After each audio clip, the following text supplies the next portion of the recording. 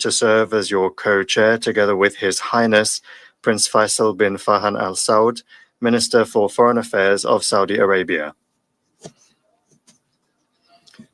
Joining us this morning on the podium are His Excellency the Secretary General of the United Nations and His Excellency the President of the General Assembly. We thank you for joining us. This meeting brings together the outcomes of the thematic roundtables and working groups convened under the auspices of the high-level conference. It is aimed at consolidating key insights, highlighting consensus across political, legal, economic, and humanitarian tracks, and focusing on concrete next steps. I now give the floor to my fellow co-chair, His Highness Prince Faisal bin Farhan Al Saud, Minister for Foreign Affairs of Saudi Arabia, for his opening remarks. In the name of God, most gracious, most merciful, ladies and gentlemen, I express my sincere gratitude to His Excellency, the Foreign Minister of France, and the chairpersons of the working groups and roundtables for the efforts that they have made over the past months in preparing for this important conference, which is a pivotal station towards the two-state solution and ending the occupation for a just and lasting peace in the Middle East. And here we welcome the announcement by His Excellency the President of France, Macron, and of his country's intention to recognize the state of Palestine.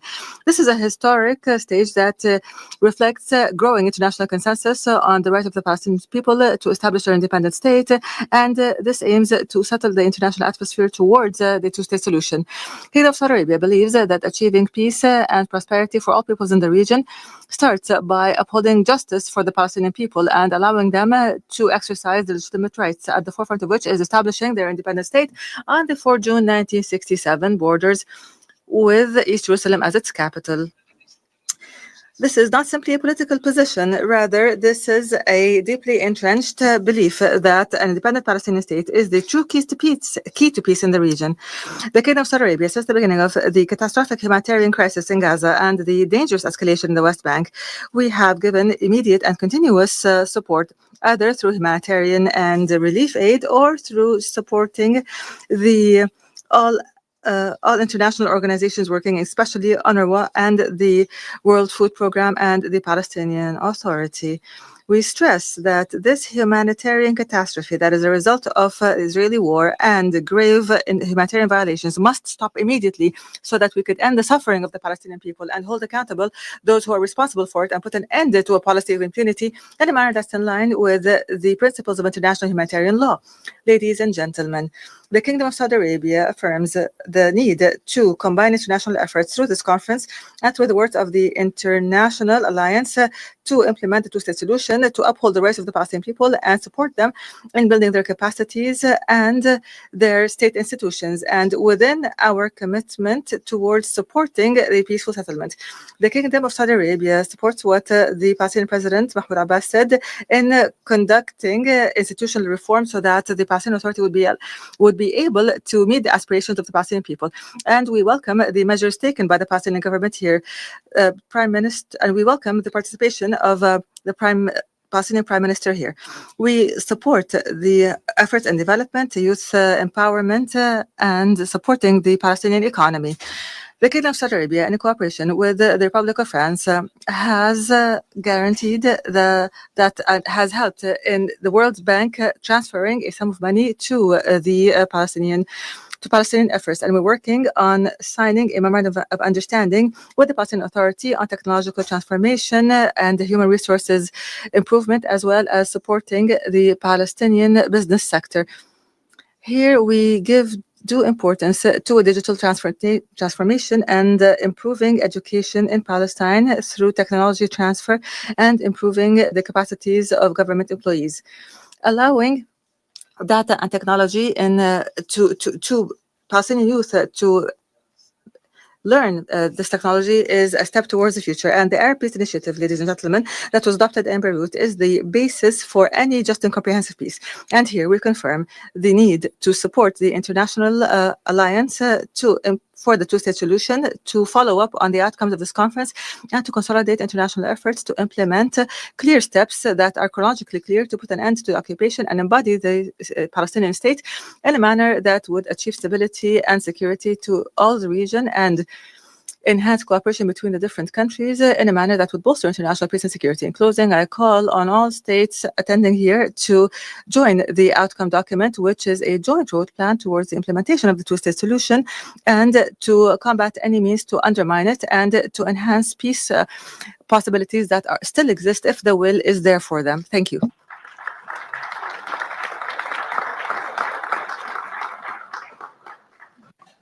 Je remercie mon homologue de ses... I thank my fellow co-chair for these remarks, and before we proceed, I would like to make some opening remarks. Ladies and gentlemen, alongside my Saudi colleague, I am pleased to open the work of this international high-level conference on the peaceful settlement of the Palestinian question and the implementation of the two-state solution, with the holding of this first wrap-up session on the thematic working groups. 80 years after the creation of the United Nations, we cannot accept civilians, women, and children being targeted when they go to food distribution places. That is unacceptable.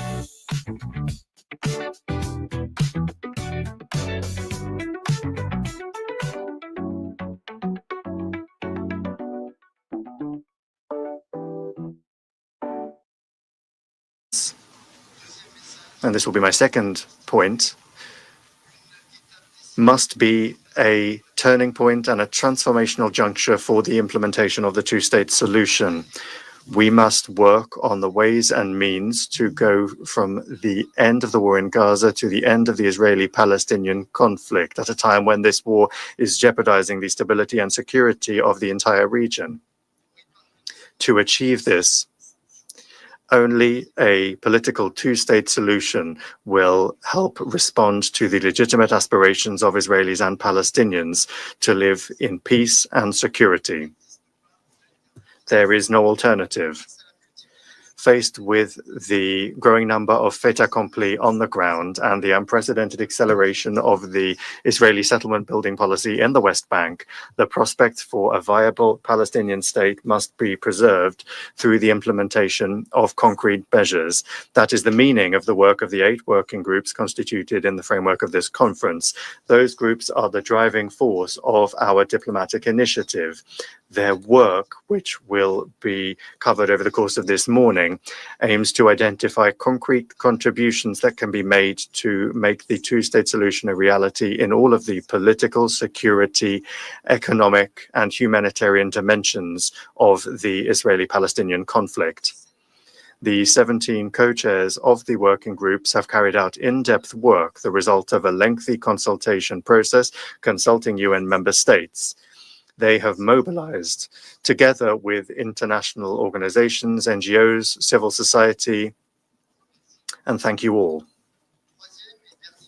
My third and final message is that through this New York process, we have begun an unprecedented and unstoppable momentum for a political solution in the Middle East, which is already beginning to bear fruit. In the context of this conference, we have managed to relaunch a collective momentum moving towards a political solution to the Israeli-Palestinian conflict, which responds to the legitimate security considerations of Israel and which ultimately ensures the contiguity and viability of the Palestinian state. We have return to the center of diplomatic efforts, the recognition of Palestine, the normalization and regional integration of Israel, the reform of Palestinian governance, and the disarmament of Hamas.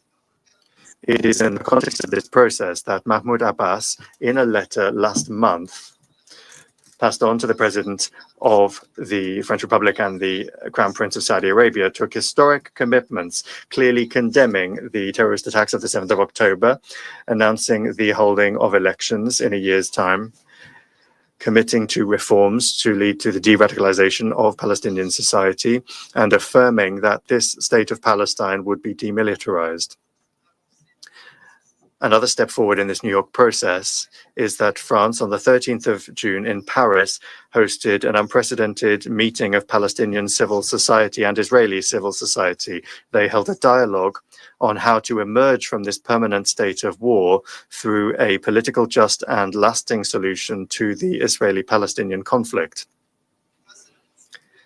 Faced with the continuation of the war and the humanitarian tragedy in Gaza, through this conference, we launch a collective appeal to action. This war has lasted for too long and it must end. The guns must be silenced and give way to an immediate and lasting ceasefire. All of the hostages captured following the barbaric attacks of the 7th of October 2023 carried out by Hamas and other terrorist groups must be released immediately, unconditionally, and in dignity. The calvary of the civilian population in Gaza in the midst of this humanitarian catastrophe must end. Ladies and gentlemen, the co-chairs of the working groups, the work that you are going to present to us today will serve as a compass for the entire international community to pave an irreversible political path towards the implementation of the two-state solution. Thank you.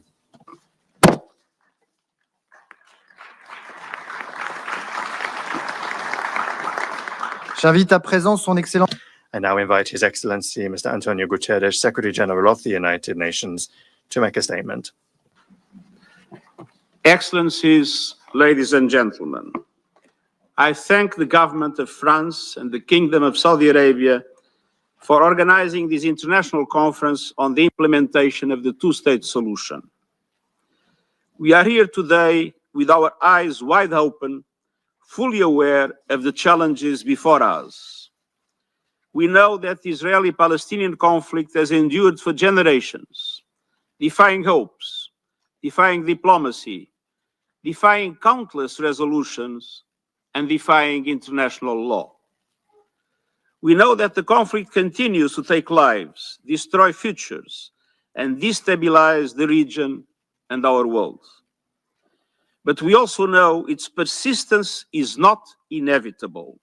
It can be resolved. That demands political will and courageous leadership, and it demands truth. The truth is we are at a breaking point. The two-state solution is farther than ever before. Excellencies, nothing can justify the horrific 7 October terror attacks by Hamas and the taking of hostages, both of which I have repeatedly condemned. And nothing can justify the obliteration of Gaza that has unfolded before the eyes of the world. The starvation of the population, the killing of tens of thousands of civilians, the further fragmentation of the occupied Palestinian territory, the relentless expansion of settlements, the surge in settler violence against Palestinians, the demolition of homes and forced displacement of populations, the changes to demographics on the ground, and the absence of any credible political solution. And the support, as expressed in a Knesset declaration voted last week, for annexing the occupied West Bank. Let's be clear. The creeping annexation of the occupied West Bank is illegal. It must stop. The wholesale destruction of Gaza is intolerable. It must stop. Unilateral actions that would forever undermine the two-state solution are unacceptable. They must stop. Excellencies, these are not isolated events. They are part of a systemic reality that is dismantling the building blocks of peace in the Middle East. And yet, precisely because of the grim realities, we must do even more to realize the two-state solution. Today's conference is a rare and indispensable opportunity. We must ensure that it does not become another exercise in well-meaning rhetoric. It can and must serve as a decisive turning point, one that catalyzes irreversible progress towards ending the occupation and realizing our shared aspiration for a viable two-state solution.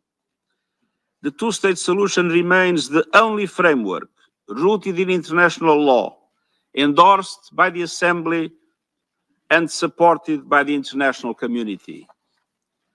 Specifically, Israel and Palestine living side by side in peace and security, within secure and recognized borders on the basis of the pre-1967 lines, with Jerusalem as the capital of both states, in line with international law, UN resolutions, and other relevant agreements. Two independent, contiguous, democratic, and sovereign states, recognized by all and fully integrated into the international community. It is the only credible path to a just and lasting peace between Israelis and Palestinians. And it is the sine qua non for peace across the wider Middle East. Excellencies, Israel, Palestine, and others will have to make difficult decisions on that path. Bold and principled leadership will be required on all sides. We are here to encourage and support that effort. Thank you for coming together to advance this essential cause for the people of Israel, Palestine, and all humanity. Thank you.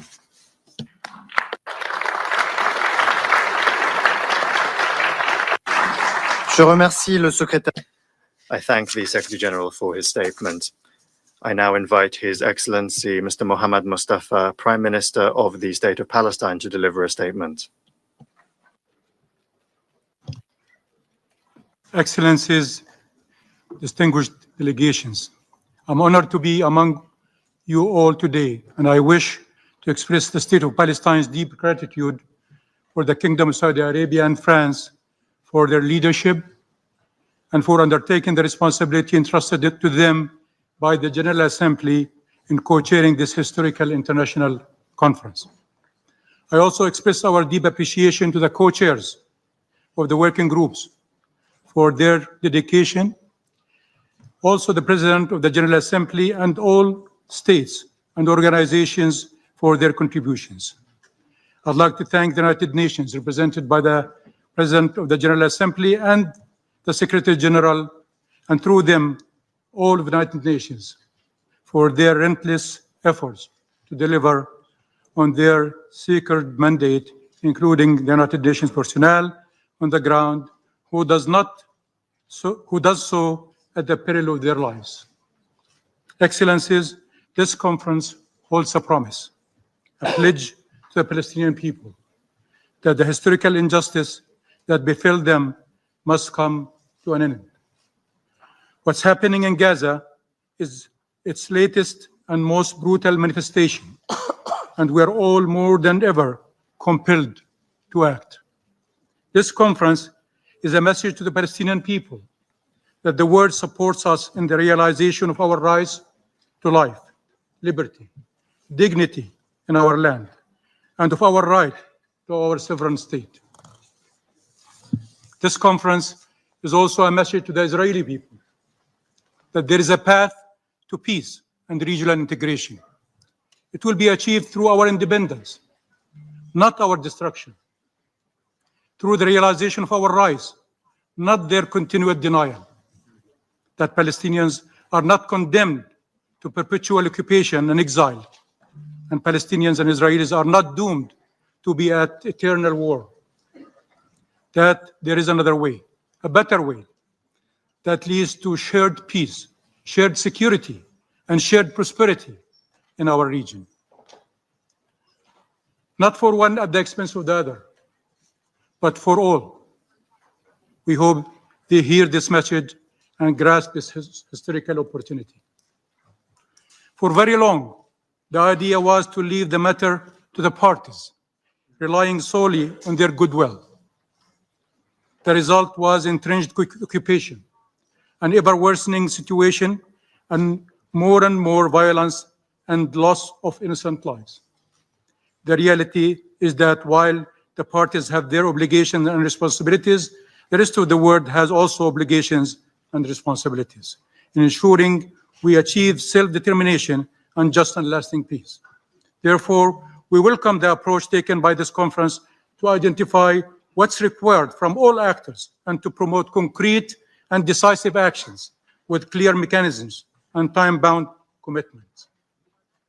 All states have a responsibility to act now, to end the war on our people in Gaza and throughout the state of Palestine, to secure the release of all hostages and prisoners, to ensure the withdrawal of Israeli occupation forces. And we, of course, support in this regard the mediation efforts of Egypt, Qatar, and the United States, and the actions undertaken by all states to achieve these goals. The massacres and the engineered starvation by Israel must be brought to an immediate end.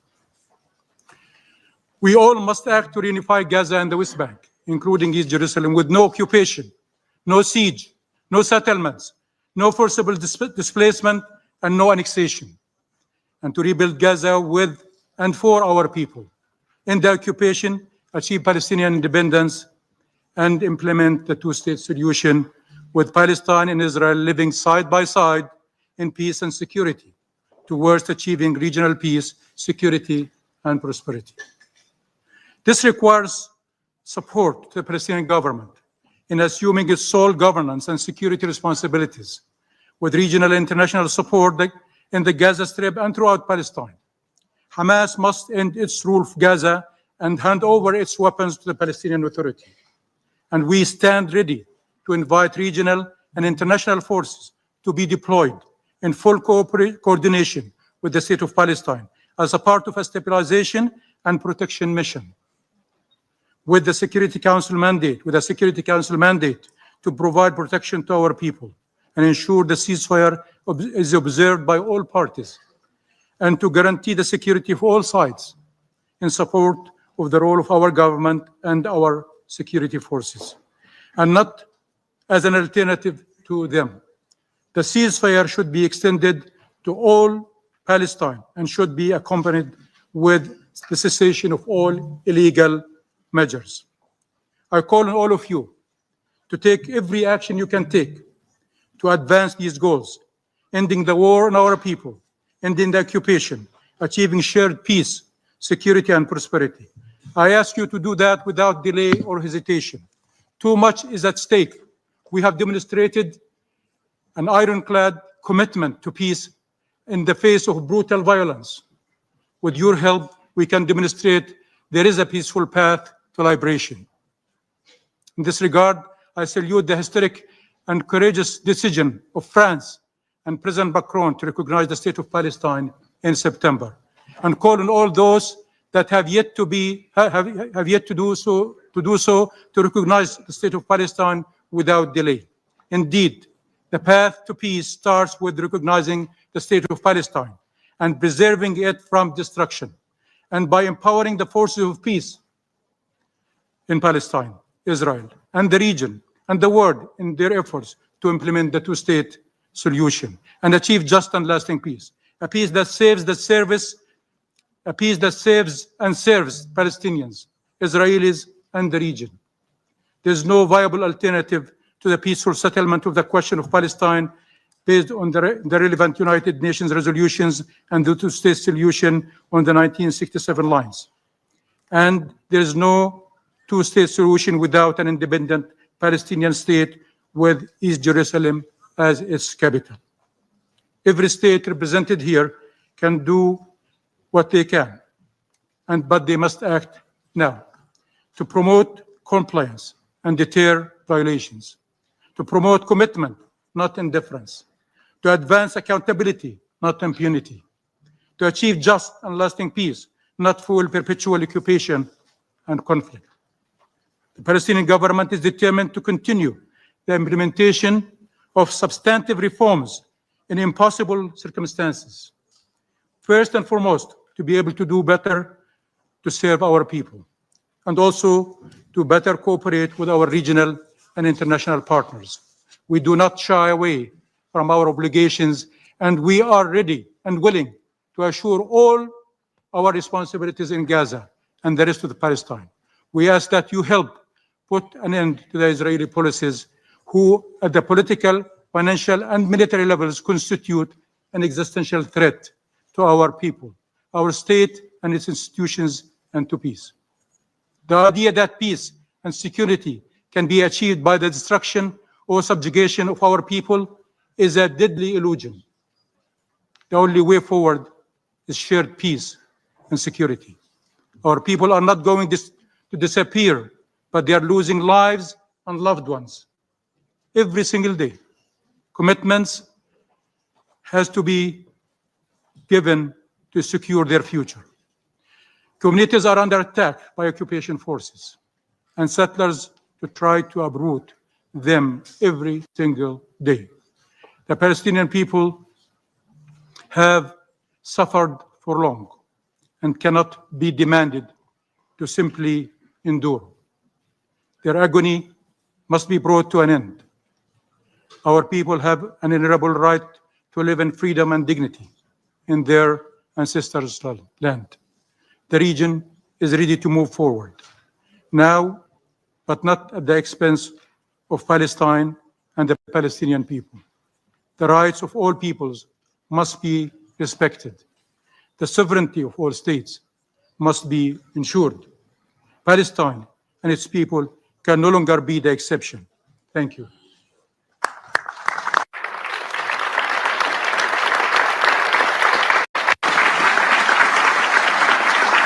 Je remercie. I thank the Prime Minister of the State of Palestine. And before closing the first part of our meeting, I suggest that we stand and observe a minute of silence in the memory of all of the victims of the tragedies that have been bereaving the region since the 7th of October 2023.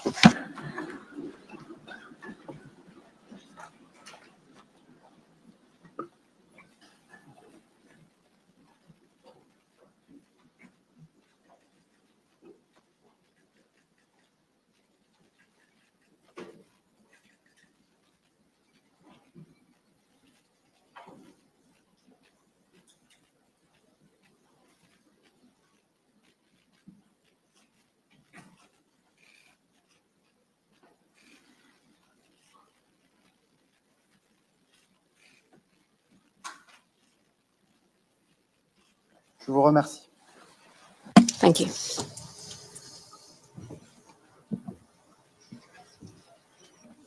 I thank our guests for joining us on the rostrum this morning, and we will have a slight change on the podium before the first roundtable now.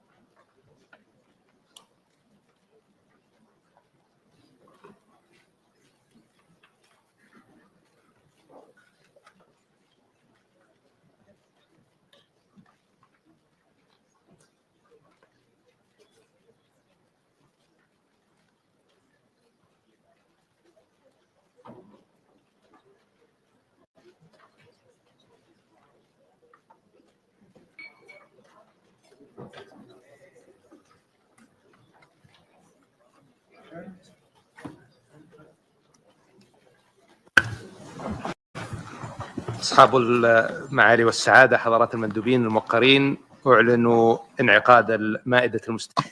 Your Excellencies, ladies and gentlemen, we now convene the first roundtable entitled "The Case for Peace: Advancing the Two-State Solution Through Narrative Measures and International Law." Joining us at the podium for this segment of this meeting is Her Excellency Mary Robinson, former President of Ireland, former UN High Commissioner for Human Rights, and former Chair of the Elders. We warmly welcome her presence today. In accordance with the program circulated we will first hear interventions by the co-chairs of thematic working groups 3, 7, and 6. I would like to remind that all interventions are limited to 3 minutes and should be made from your seat. After the interventions by the co-chairs, we will hear a keynote address by our guest speaker.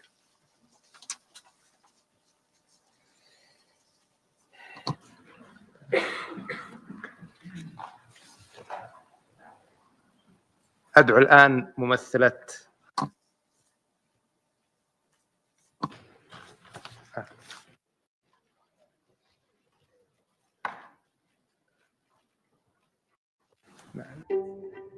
एक minute क्या हुआ? अभी से इतना खर्चा करोगे तो मेरी पढ़ाई का क्या करोगे?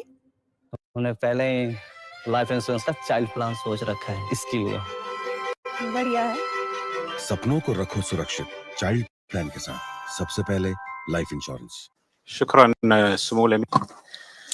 Thank you, Your Highness, Excellencies. May the peace of God be upon you. First, at the outset, I would like to express our appreciation for the Kingdom of Saudi Arabia and the Republic of France for chairing this conference, and we appreciate the efforts made to prepare for this conference and the efforts of all the co-chairs of the conference working groups.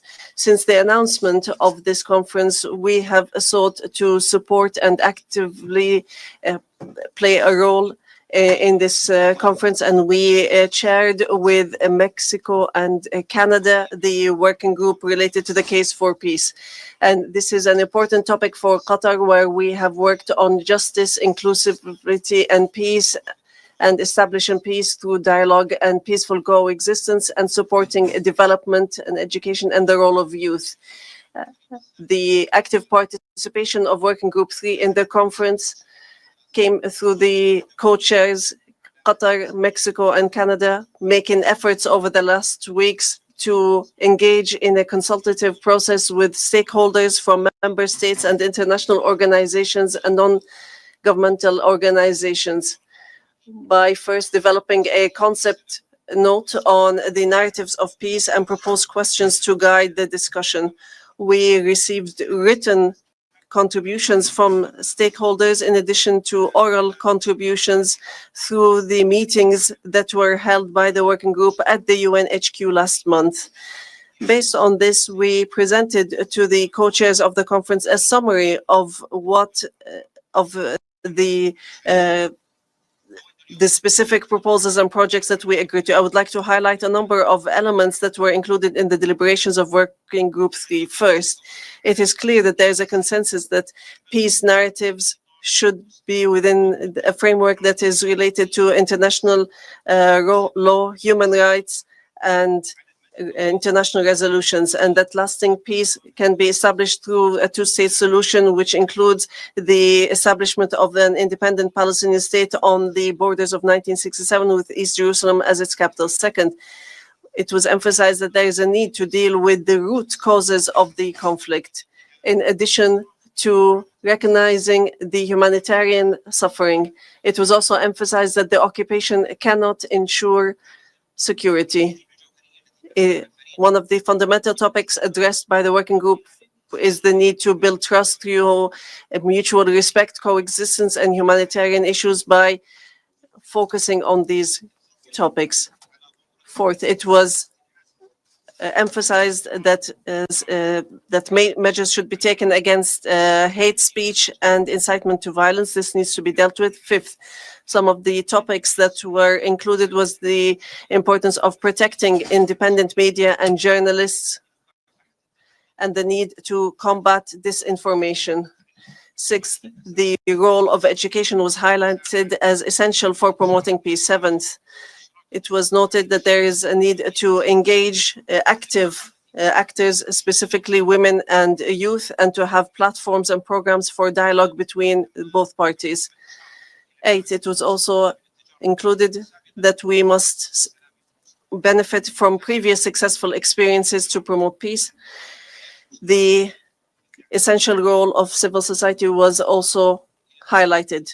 In closing, we hope that the consultation meetings of the working group will lead the conference to take outcomes that will make sure that the international community will undertake its responsibilities regarding the Palestinian state to take future steps, and that this will be a basis for the work in the future, and that there needs to be an active follow-up for proposals and initiatives. We also look forward to have this conference participate in the establishment of an independent Palestinian state that is a sovereign, geographically contiguous, with sovereignty on the borders of 1967, with East Jerusalem as its capital, that has international recognition and the UN membership that it deserves. Thank you.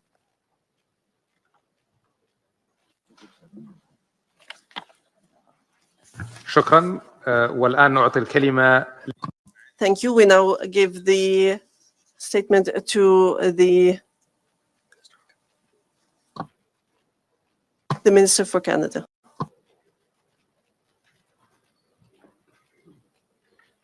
Excellencies, delegates, distinguished guests, I would like to begin by thanking France and the Kingdom of Saudi Arabia for bringing us together at this critical moment. Painful realities that continue to tear at the fabric of the region. Escalating violence, devastating civilian casualties, hostages still in captivity, a deepening humanitarian crisis in Gaza, relentless settlement expansion in the West Bank, and the continued threat of terrorism. All of this making the prospects for peace feel more distant. Canada believes a two-state solution remains the only viable path to lasting peace for both Palestinians and Israelis. At the plenary session this afternoon, I will have more to say about Canada's position. We are here today because this moment demands political courage and resolve. And we must stand together and choose a different path, one that leads toward a sustainable and a just solution. And political agreements alone are not enough. We must also address the narratives shaping identity, perception, and legitimacy, as these lie at the heart of the conflict. As G7 president, Canada is engaging closely with regional partners, and the message is clear.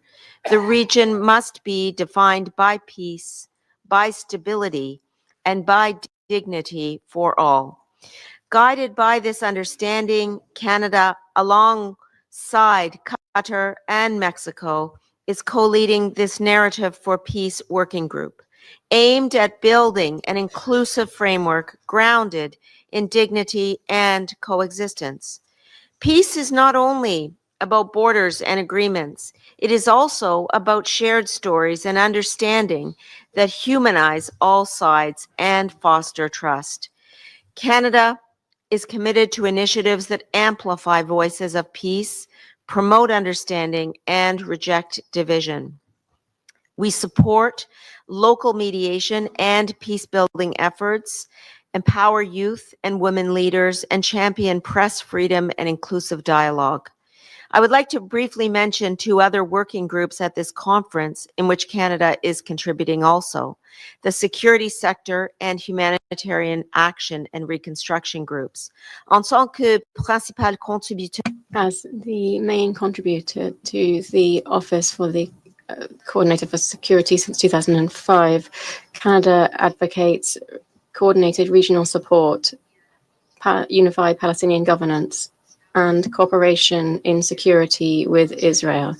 As I will mention this afternoon, on the humanitarian level, Canada prioritizes the protection of civilians, the improvement of humanitarian access, and reconstruction led by Palestinians, focusing on transformations to enhance and strengthen Palestinian institutions. Determined to work alongside our partners to deliver real, tangible solutions on the ground. And above all, Canada remains committed to a future where Palestinians and Israelis can live side by side in peace and dignity. Merci beaucoup.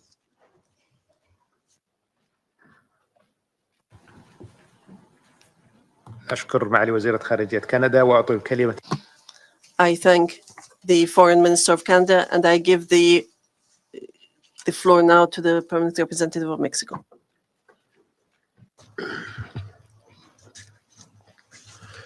Señores copresidentes, Co-chairs, distinguished colleagues, Mexico expresses its deep appreciation to Qatar and Canada for their steadfast commitment to our working group that is tasked with exploring potential peace narratives that may contribute to the implementation of the two-state solution. On the basis of consultations held within our group, a broad consensus emerged around the idea that while diplomatic negotiations are a sine qua non for achieving a lasting resolution to the Israeli-Palestinian conflict, they must be accompanied by an effective peace narrative. Such a narrative, at the same time, should play a key role in shaping public discourse and influencing the way in which future generations are educated. A significant point of convergence among the contributions that we received is that education is one of the foremost factors to achieve and sustain peace. In this regard, allow me to highlight the following proposal. It is essential that both Palestinian and Israeli school curricula include history classes that emphasize the commonalities between both cultures. Likewise, initiatives aimed at fostering future peaceful coexistence between Palestinians and Israelis must be prioritized.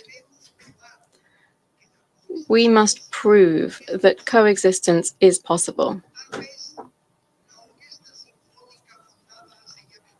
Perhaps the symphonic orchestra founded 26 years ago now by the Israeli conductor and pianist Daniel Barenboim and the Palestinian writer Edward Said,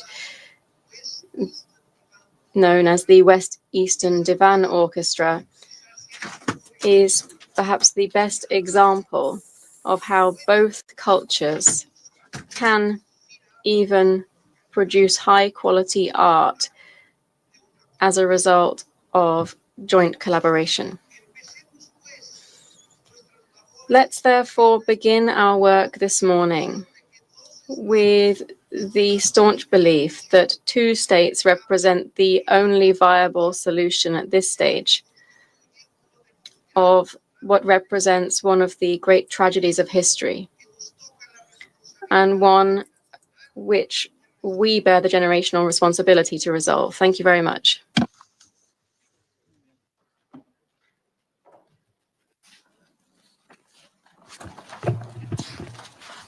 شكرا سعادتكم.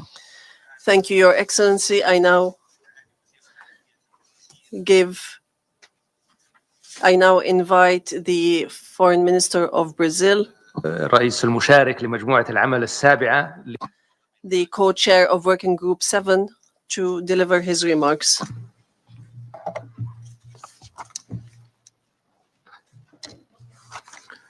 Thank you, Mr. Chair, Excellencies. Brazil co-chaired with Senegal Roundtable 7 on promoting respect for international law.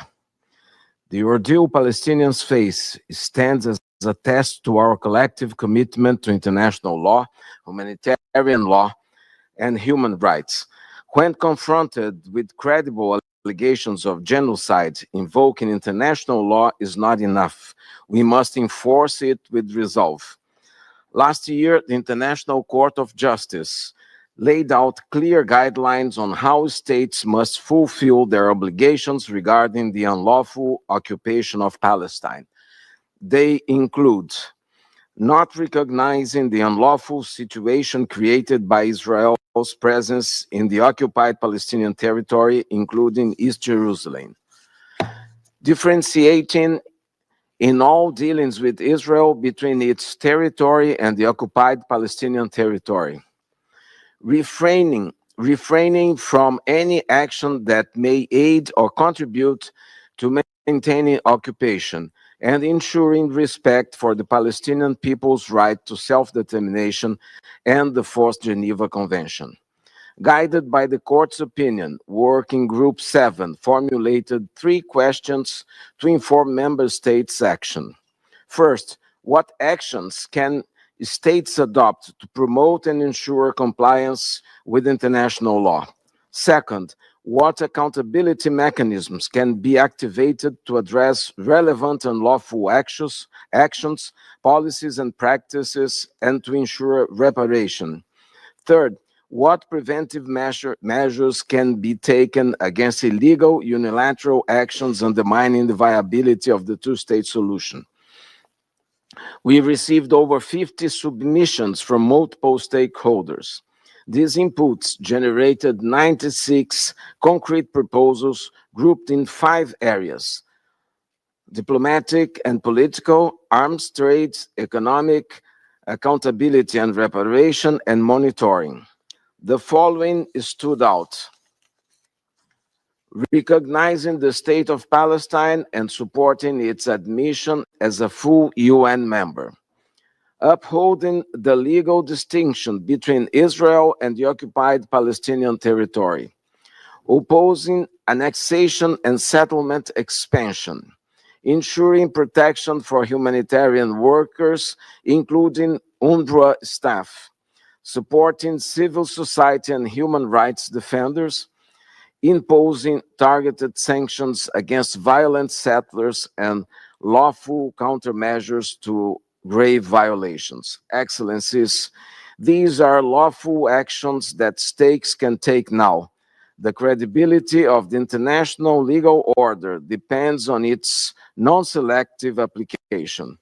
What is now needed is the political will and a robust follow-up process to this conference.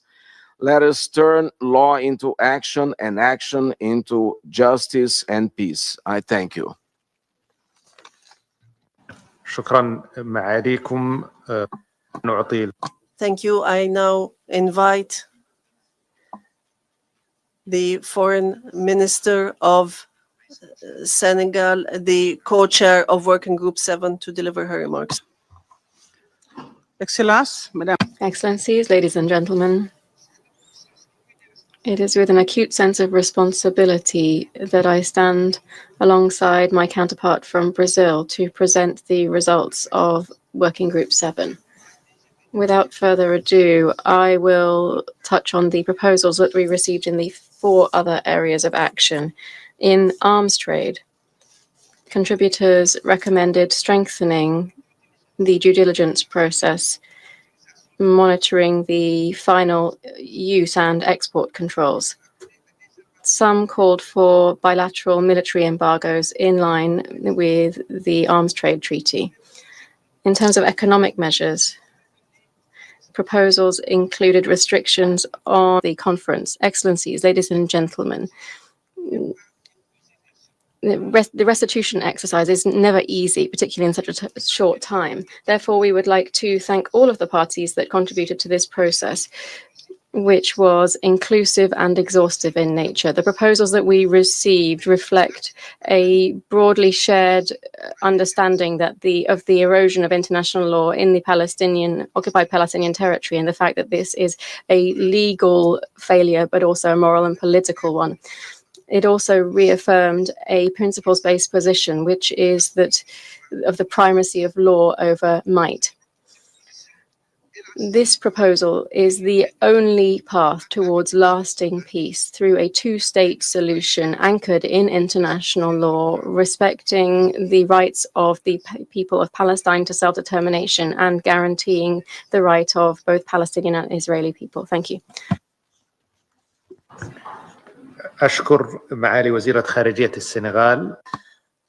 I thank the Foreign Minister of Senegal. I now invite the Deputy Foreign Minister of the Republic of Turkey, the co-chair of Working Group 7, to deliver the remarks of Working Group 6. Esteemed ministers of co-chairing and participating states, excellencies, dear colleagues, I would like to thank France and Saudi Arabia for co-chairing the conference and all stakeholders, including civil society organizations, for their valuable contributions to the work of Working Group 6.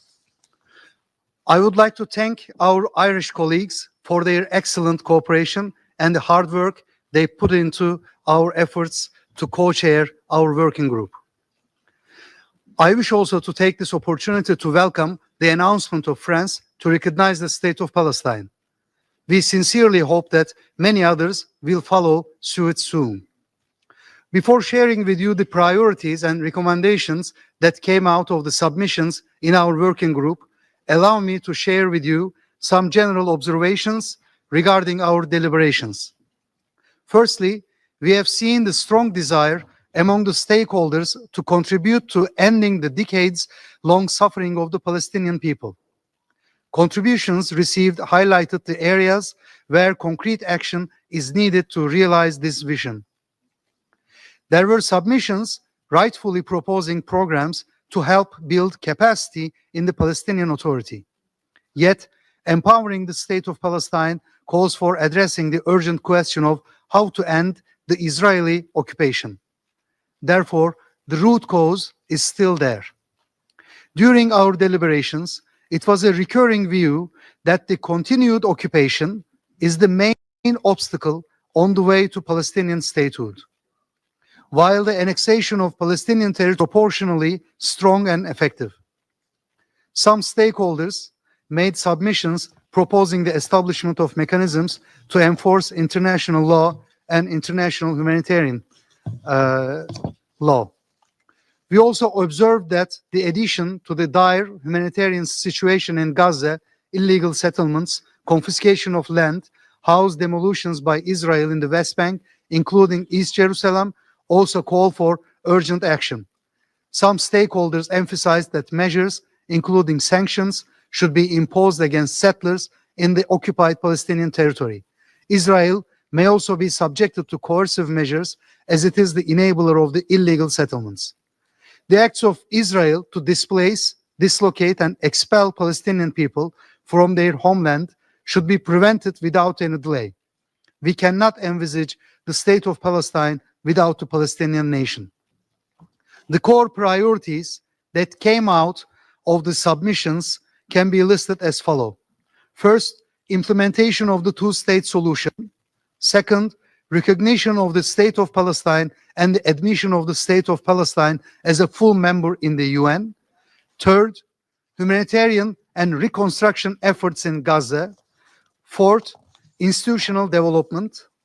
Fifth, halting settlement expansion and forced displacement. 6, accountability and the rule of law.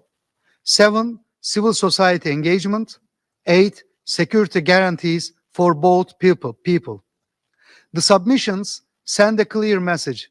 The international community must act urgently and decisively to preserve the two-state vision, to uphold legal and humanitarian principles, and to move beyond expressions concerned to activating mechanisms of accountability. Thank you.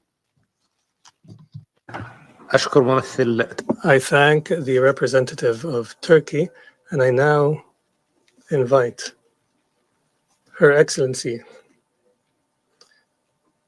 Emmer Higgins, Minister of State at the Department of Public Expenditure, Infrastructure, Public Service Reform and Digitalization of Ireland, and co-chair of Working Group 6. Yes, I would like to begin at the outset by thanking France and Saudi Arabia for all of their work to date, and to all of the co-chairs and their teams for all of their work, including our own team in Ireland.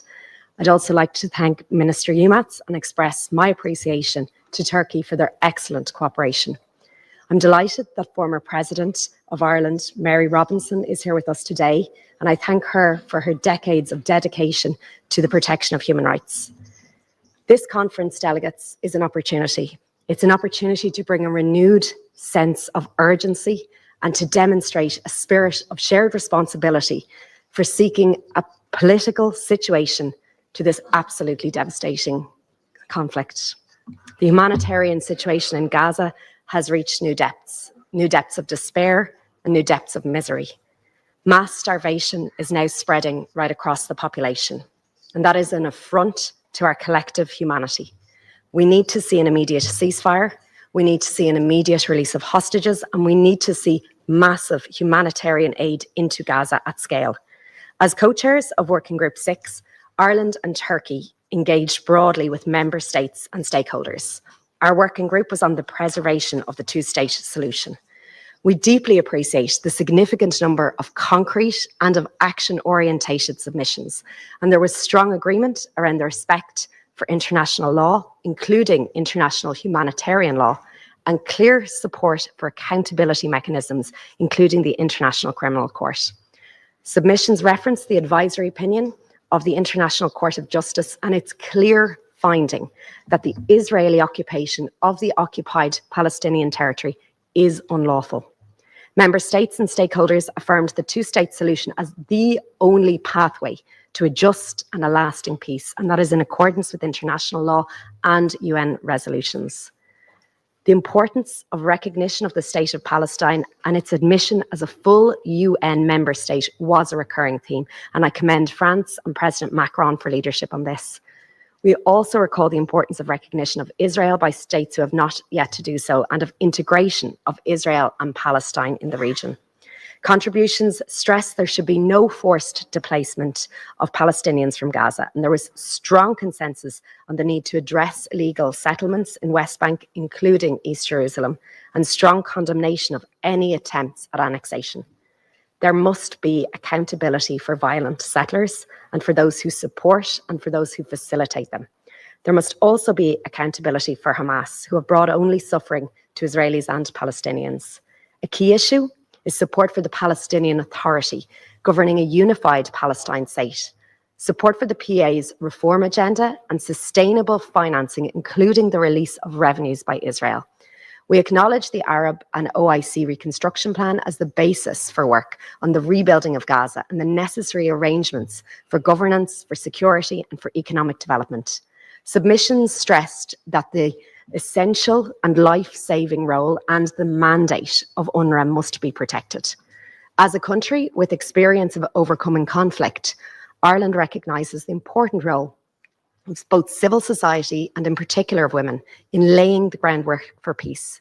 We must create the conditions and the space for voices from different perspectives to be heard in safety and in respect. We must now seize this opportunity to end the devastating cycles of violence and make good on our commitments to implement once and for all the two-state solution in the interests of both Israelis and Palestinians. Thank you.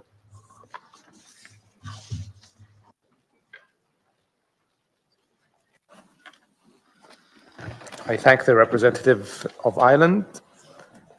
لقد استمعنا إلى We have heard from the co-chairs scheduled to speak under Round Table 1.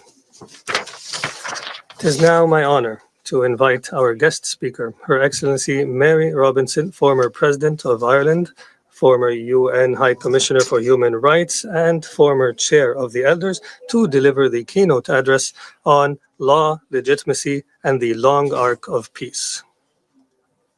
Excellencies, ladies and gentlemen, it's an honor to speak to you today as a member of the Elders, the group of independent leaders founded by Nelson Mandela in 2007. I'd like to thank the co-chairs, France and the Kingdom of Saudi Arabia, for convening today's conference and for the invitation. Since the Elders' founding, we've worked to support a peaceful and just resolution of the Israeli-Palestinian conflict. I share the anger and despair felt by so many. Bright skin के लिए इतने vitamin C products try किए but no skin brightening कोई भी vitamin C नहीं Himalaya vitamin C try करो इसमें है 5x विटामिन सी और नेचुरल प्लांट एक्सट्रैक्ट्स जो स्किन के ऊपर से नहीं अंदर से काम करे और आपको दे brighter looking skin from day 3 try Himalaya brightening vitamin C serum now of the 7th of October 2023 and the taking of Israeli hostages, to Israel's collective punishment of Palestinians in Gaza, including indiscriminate bombardments, repeated mass displacement, and the use of starvation as a weapon of war. International norms and standards are being abandoned and openly scorned. This conference must be a turning point towards a different future. As political decision makers, you have the power and responsibility to compel a change of course. It's time for collective action, starting with recognition of the State of Palestine as a transformative step that should be taken now. Why now? Because the dehumanizing of the Palestinians by the extremist government of Israel has reached a critical point. Let us recall that Prime Minister Netanyahu telephoned Pope Leo to apologize for the injury to Father Gabriel Ramanelli when the Catholic Church was bombed in Gaza. Prime Minister Netanyahu has not apologized for the more than 17,000 children killed in Gaza, or the many more children left without limbs and without family members. He has not apologized for all the children of Gaza who have been traumatized by this totally disproportionate war and are now hungry to the point of starvation. No apology has been deemed necessary because the children of Gaza have become dehumanized by this Israeli government. I welcome President Macron's announcement that France will recognize Palestine. The United Kingdom has said it will recognize Palestine when it would be an effective and not just a symbolic step. Surely this is the moment, because later it will simply be too late. Excellencies, I would now like to address two issues. First, measures to uphold international law and end impunity for systematic violations. And second, how to help lay the groundwork for peace. It is my personal view that we are seeing an unfolding genocide in Gaza. It is for international courts to make a final determination. But member states cannot wait for this. You must act now to prevent genocide. I must say I'm particularly impressed by the recommendations put forward here this morning by the co-chairs of working groups 7 and 6.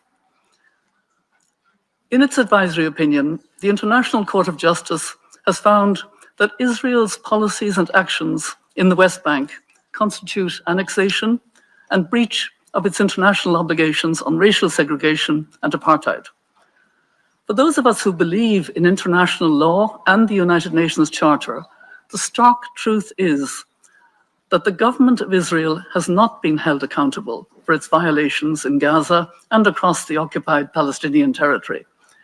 Its leadership enjoys a high level of impunity, and measures taken to date have not been sufficient to incentivize a change of course. This cannot continue.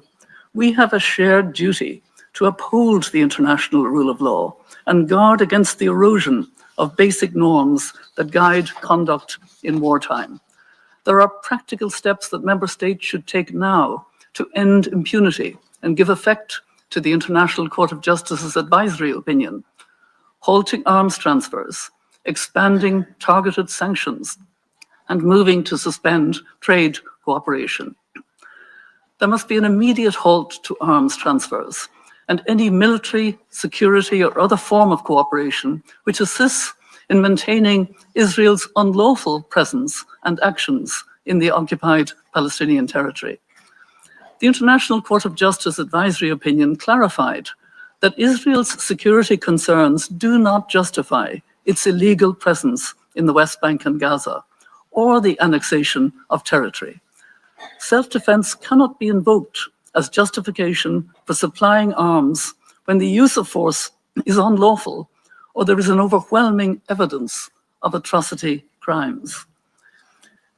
Ensuring the security of Israelis is central to finding a lasting solution, but this cannot be achieved when arms are used to perpetuate an unlawful occupation and atrocity crimes are fueling grievances on a colossal scale. Of course, there must also be accountability for systematic violations of international law by Hamas and other Palestinian armed groups, including the continued holding of Israeli hostages. It is right that member states have strengthened sanctions against Hamas in response to its atrocity crimes against Israeli civilians. The right of the Palestinian people to resist an unlawful occupation can never justify targeting civilians in Israel. Member States should also act collectively to expand targeted sanctions against the Israeli leaders responsible for systematic violations of international law in Gaza and the West Bank. I commend the governments of Australia, Canada, New Zealand, Norway, and the United Kingdom for imposing targeted sanctions in response to the dangerous rhetoric of some Israeli ministers. To achieve greater impact, governments must work together to build on this and put in place a robust set of targeted sanctions. Sanctions should continue to be strengthened against violent settlers and non-state entities funding and supporting illegal settlements. But let us be clear, it is the government of Israel that is driving settlement creation and expansion. This is not a recent initiative of a few extremist ministers. It is an enterprise that has been advanced by successive Israeli governments over many decades in clear violation of international law. Member States should expand sanctions and other measures in response to the announcement of new settlements, such as the recent revival of the E1 settlement plan, which would sever the West Bank in two. It's also high time for Member States to cease any assistance to or trade with illegal settlements. I particularly welcome the recent decision of my own country, Ireland, to advance legislation on this. I urge other states to follow suit. All existing and future trade cooperation with Israel should be reviewed with a view to suspension. Maintaining preferential trade access in such a context cannot be justified. It is deeply disappointing that European Union members have still taken no collective concrete action in response to Israel's persistent violations of Article 2 of the EU-Israel Association Agreement. Excellencies, measures to end Israel's impunity, including the ICC arrest warrants, which should be enforced, are not anti-Semitic. They are a necessary response to actions of the government of Israel, which are opposed by many sections of Israeli society. The elders stand in solidarity with the growing number of Israelis who both want the hostages to be released by Hamas and the humanitarian crisis and war in Gaza to end. We are seeing acts of extraordinary courage from Israelis and Palestinians who have suffered deep trauma and loss, but who are challenging extremist narratives within their own societies, recognizing the humanity in each other, and working to forge a common vision of a shared future. Just today, two Israeli human rights organizations, B'Tselem and Physicians for Human Rights, have issued reports saying Israel is committing genocide against Palestinians in Gaza, and Western countries have a legal and moral duty to stop it. Creating the conditions of peace requires challenging the dehumanizing rhetoric and incitement on both sides that fuels hatred and legitimizes violence. Women have a particular role to play in peace building. In Northern Ireland, they came out of their housing estates and reached across the divide. Women are likewise at the forefront of many of the peace efforts in Israel and Palestine, leading civil society initiatives and creating partnerships for peace.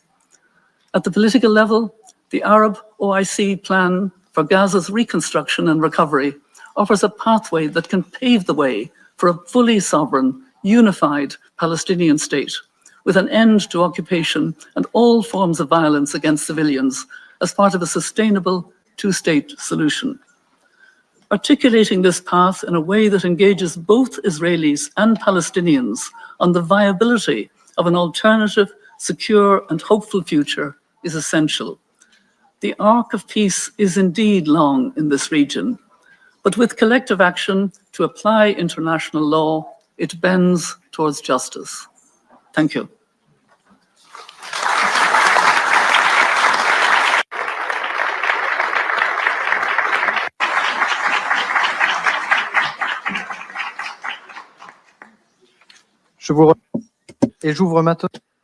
Thank you, and I now open Roundtable 2, entitled Two States, One Future, Delivering Sovereignty, Guaranteeing Security for All, and Economic Viability. Joining us on the podium is His Excellency Juan Manuel Santos Calderón, former President of Colombia, 2016 Nobel Peace Prize laureate, and Chair of the Elders. We warmly welcome his presence today.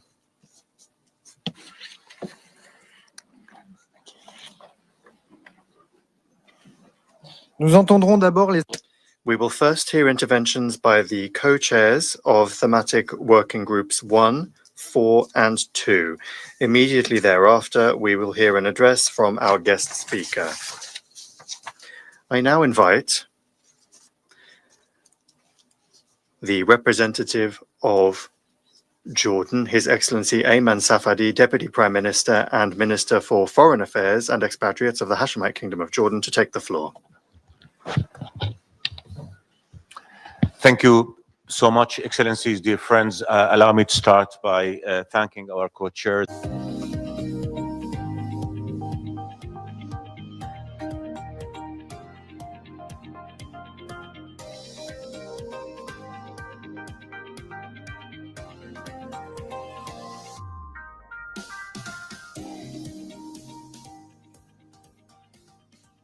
I will express Jordan's position in my intervention at the panel, but now I'll just summarize the outcome of our working group, which I had the honor of co-chairing with my dear friend, the Foreign Minister of Spain. And basically, I think what the group showed that we are all committed to a just, lasting, and comprehensive peace on the basis of the two-state solution. We're all committed to the two-state solution as the only path going forward. And that now is the time to act, because if we do not, realities on the ground are rendering that solution inviable as every day goes by. We, I think, agreed that recognizing the Palestinian state is a must. And to those who argue that this should be the outcome of negotiation, where are the negotiations? There is no negotiation. The Palestinians are ready to negotiate today. We do not have an Israeli partner to negotiate. So if they're not willing to sit at the table and negotiate a two-state solution, which the whole world agrees is the path forward, then they cannot veto us from doing what we all believe in and recognize the Palestinian state as a statement of commitment to that solution. I think majority in the group, and I thank everybody who participated in it, also expressed the importance of recognizing Palestine as a full member of our United Nations, so that we can move forward. And I think it was clear among all of us that we've got to act to stop Israeli unilateral actions that undermine the two-state solution, including settlements, land confiscation, encroachments on the holy sites, and attempts to change the demographic composition of the West Bank and Gaza. That is also something that I think resonated among all of us in the group. So to sum up, I think what we all agreed on is that we've got to act, and act quickly in accordance with our conviction that the two-state solution is the only path forward, and we've got to recognize Palestinian state, and we've got to take action, practical action, to move in that direction. And if I may just add one element here, is that if we all agree that the two-state solution is the path forward, and we all know who is the party that is preventing us from moving forward, then it is about time that the world took action against that party, which is Israel, that is not allowing the realization of the two-state solution. Again, I think we all agreed that this is not time to talk, this is time to act, and we have to act efficiently and act quickly. And before I conclude, allow me just to say what I should have started with, which is the catastrophe on Gaza cannot continue. It is incomprehensible that in this day and age, all of us are failing to ensure that children eat, drink, have medicine, So I think I urge all of you to act in every way possible, to stand, to speak against the prevention of Israel of allowing aid into Gaza. That has got to stop. By the time we finish our meeting today, tens of Palestinians will have died from starvation. That cannot stand. So please, let's stand on the side of justice, stand on the right of what's right, stand on the right of international law, which our group also emphasized that must be implemented equally to all. Thank you so much.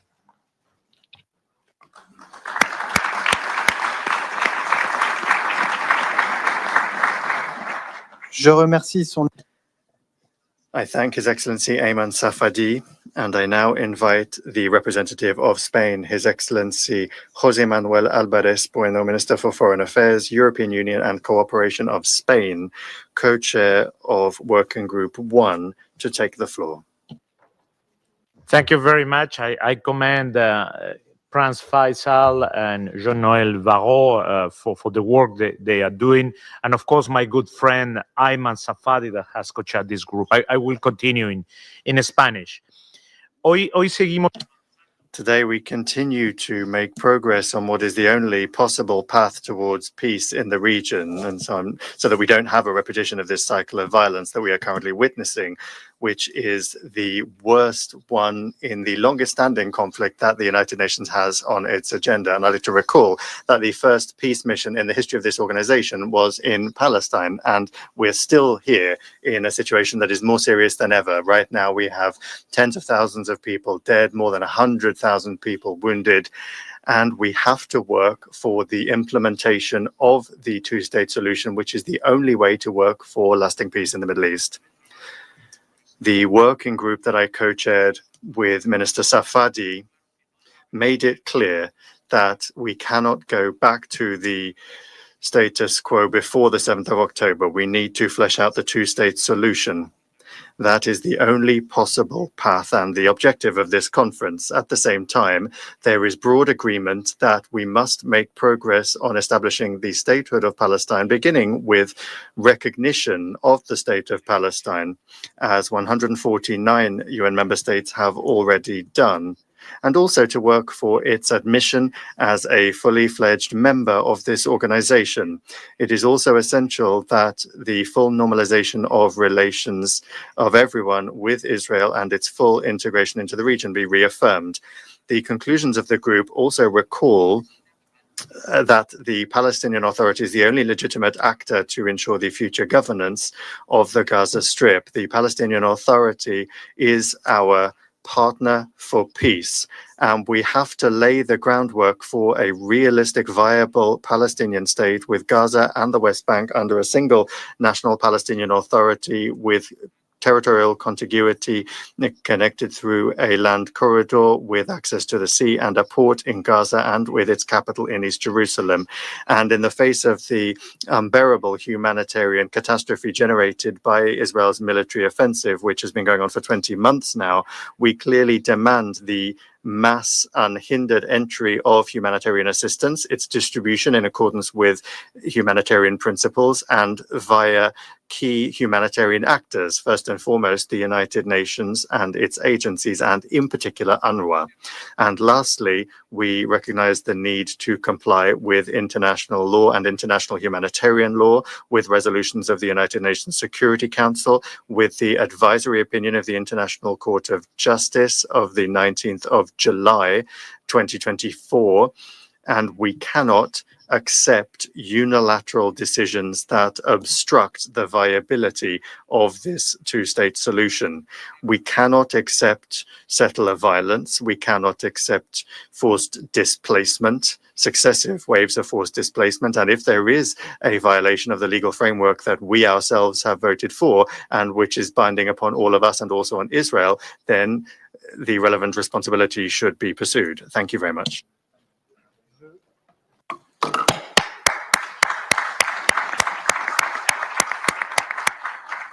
Je remercie son...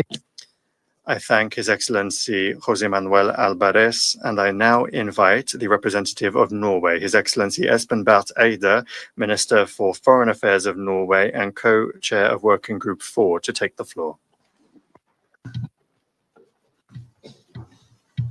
Thank you, dear Jean-Noël Barrot. Thank you also, His Highness Prince Faisal Al Farhan, for bringing us together here and for convening this important roundtable. And together this morning, we are focusing on the pillars of Palestinian statehood, the foundations for freedom and independence, a sovereign state, as Jordan and Spain just talked about, the security of Palestinians and Israelis alike, as we will hear more about afterwards, and now on the economic viability of the state. Working Group 4, which Norway has had the pleasure of leading together with our good friends from Japan, and thank you for the excellent cooperation, has been working on this theme. But all these issues, friends, are interlinked. Right now, and as laid out by Prime Minister Mustafa, there is an acute economic crisis in Palestine, threatening the very foundations of the state, the fabric of life, with the running of schools and hospitals and all public services, frankly, everything that has been built over the last 30 years. We need to stop this bleeding. Stop Israel from holding back clearance revenue transfers. Stop access and movement restrictions. Stop the expansion of settlement activities, which are confiscating land, hindering agricultural activity, and hindering trade and economic progress. While we should not bail out Israel, donors must stand by Palestine through direct support of the government in this critical situation. This is one of our group's strong recommendations. Therefore, I announce today an additional budget support of approximately $20 million US dollars, and I call on others to do the same. But what is causing this economic crisis is not only the ongoing military activity. It is structural. It is political. With UN membership for the state of Palestine being blocked, the Palestine government does not have the same toolbox as other governments. The working group therefore supports the full integration of Palestine into the international monetary and financial system. The unification of Palestinian territory under a single governance structure is also highlighted by the group, as it would have immediate positive economic implications. And of course, the working group is clear that economic initiatives or incentives can only complement, not replace, the political process. There is no such thing as an isolated economic peace. It has to be part of a broader solution. Our discussions has drawn on earlier outcomes of the AHLC meetings, the Ad Hoc Liaison Committee, which, by the way, has been ad hoc for 31 or 32 years, and the Global Alliance for the Implementation of the Two-State Solution, and we will continue our work in both. During the upcoming UNGA high-level week in September, Norway will call again for a ministerial HALC meeting at ministerial level, and there will be an opportunity to elaborate more on this issue. And before I end, Chair, I would like to associate myself completely with the point just made by my good friend Ayman Safadi, the Foreign Minister of Jordan, that a key message from this conference has to be that absent any real negotiations, we cannot allow the continuation of the Israeli veto.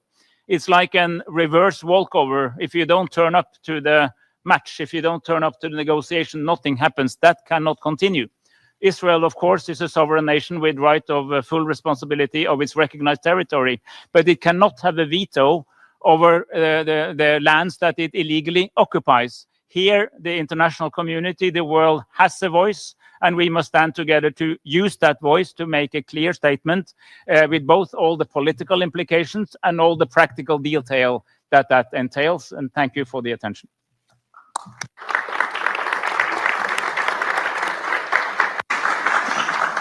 Je remercie. I thank His Excellency Espen Barth Eid for his statement, and I now invite the representative of Japan, His Excellency Tsukasa Uemura, Special Representative of the Government of Japan and Special Envoy of the Government of Japan for Peace in the Middle East, and co-chair of Working Group 4, to take the floor. Thank you. Thank you very much. First, we'd like to express our sincere gratitude to France and Saudi Arabia for leading this high-level conference. And also, we appreciate many meaningful contributions made by all member states and international organizations.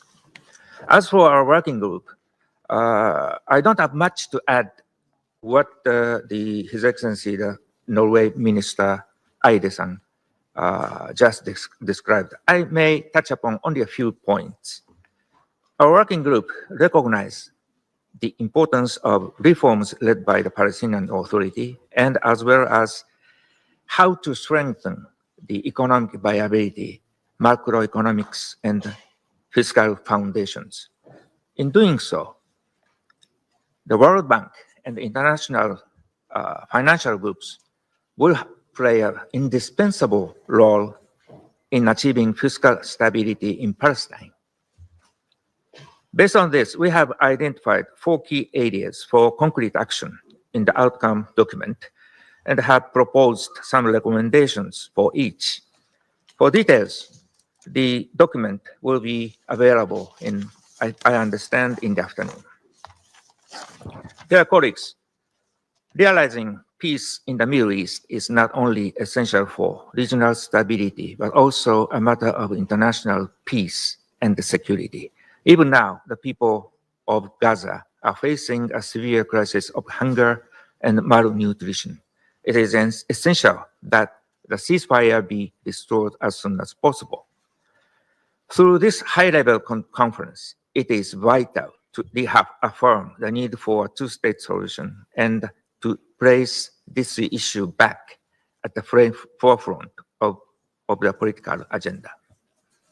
Lastly, Japan will remain actively involved in the early recovery and reconstruction of Gaza, drawing our own sad experience in recovering from World War II and numerous natural disasters in the past. We are determined to continue providing tangible and meaningful assistance to the most vulnerable. Thank you. I thank His Excellency Tsukasa Uemura, and I now invite the representative of Indonesia, His Excellency Amanatan Nasir, Vice Minister for Foreign Affairs of Indonesia and Co-Chair of Working Group 2, to take the floor. Thank you, co-chairs. Excellencies, colleagues, I thank France and the Kingdom of Saudi Arabia for convening this meeting. We have invested significant time and efforts in building towards this high-level conference.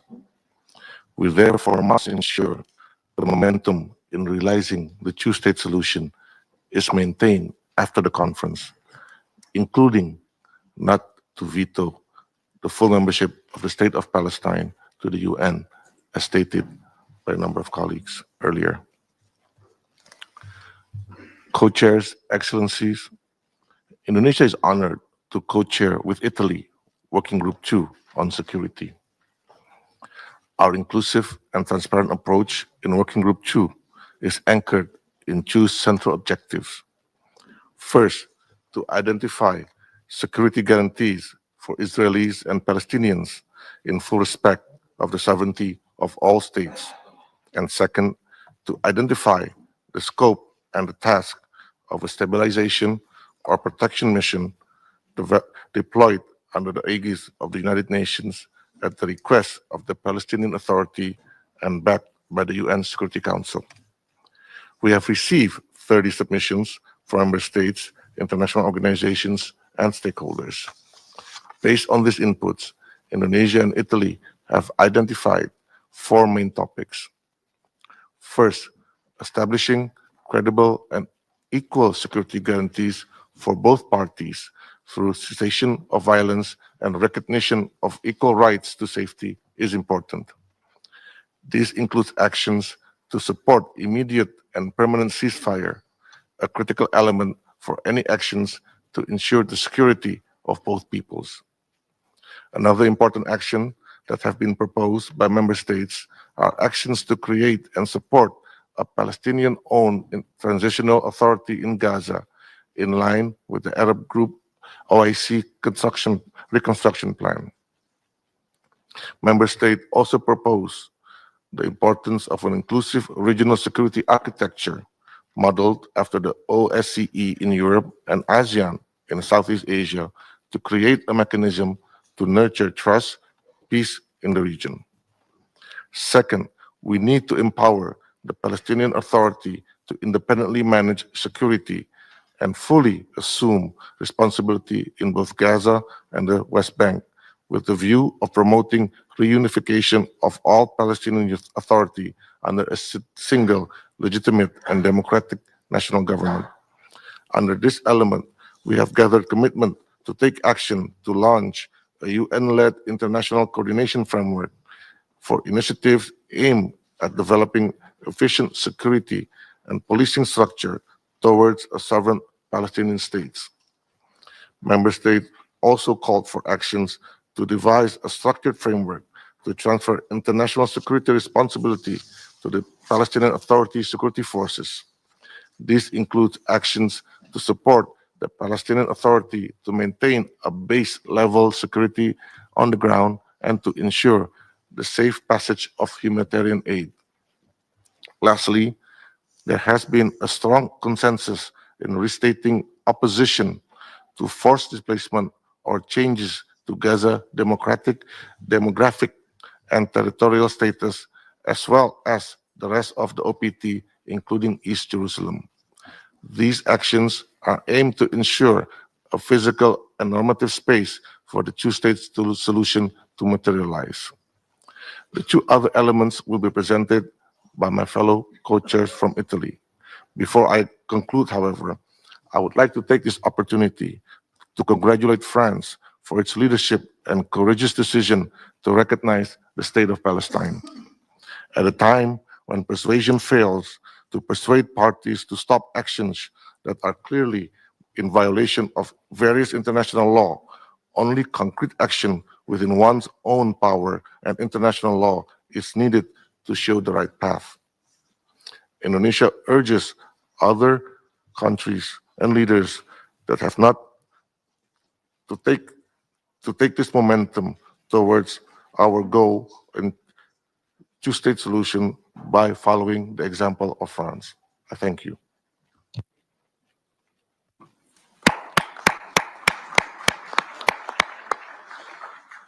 Je remercie son Excellence. I thank His Excellency Amanat al-Nasir, and I invite the representative of Italy, Her Excellency Maria Tripodi, Vice Minister for Foreign Affairs and International Cooperation of Italy, and co-chair of Working Group 2, to take the floor. Thank you. Thank you, Minister. Thank you, Minister Faisal, dear colleagues. This conference represents a collective call to action to which the Italian government has committed with resolve and determination, and we thank Saudi Arabia and France for having promoted this. The continuation of military operations, the dire humanitarian crisis in the Gaza Strip, as well as Hamas' rejection of the latest negotiating proposal and the instability in the West Bank pose a very serious task that is crucial, however. We have co-chaired together with Indonesia the Working Group on Security, which I believe is central to the two-state perspective. Addressing the security needs of both Israelis and Palestinians is a prerequisite for any political progress and is the cornerstone of regional stability. I would like to thank all UN member states, the European Union, the Arab League, civil society, and the Palestinian Authority for their valuable contributions, 30, that came to our group. We immediately agreed with our Indonesian colleagues a basic premise. Just as there can be no peace without security, there can be no security without peace.